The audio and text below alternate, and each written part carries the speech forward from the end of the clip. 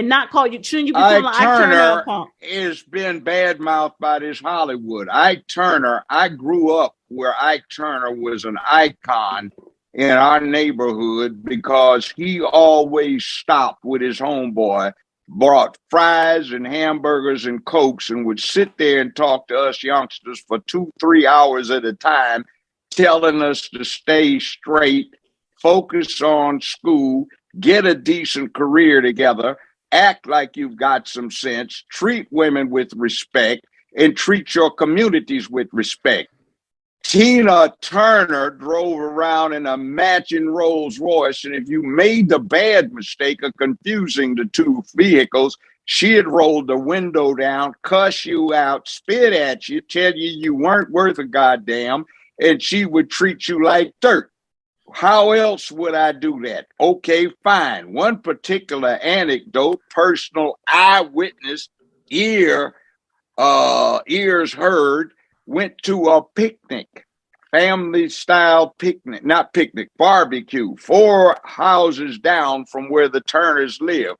Ike was down doing his gardening. He put his trowel down, wiped his hands over, came over and talked to the young men, including me. We all played football for Dorsey High, asked us how the team was doing, talked stuff to us, told us to be in school. He went back. That witch, Tina Turner, came out the door, started cussing at him. He started talking to her, saying, please, there are children around. Stop that.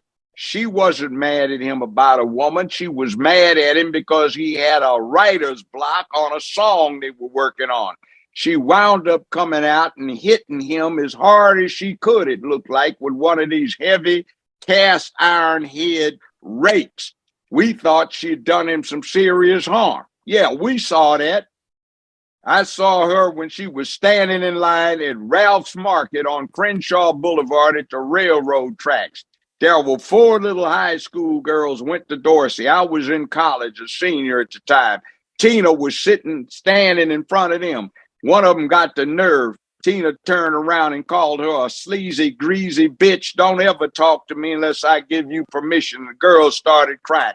That's why I don't have any respect for that woman, because Hollywood sat there and tried to run a game on Ike. Ike and his new wife were in front of me for 2 arbitration proceedings. You know what for? Because they had a foundation to help out abused women. What it was about is if the woman signed a contract, they would give her money to escape from the abuse. If she went back, she owed a repayment on what was a loan. If she left, it was a gift. That's what it was about, because Ike Turner was an upstanding man, and that sleazy heifer. Oh, and I don't even talk about what she used to do when she was a pimp in Memphis.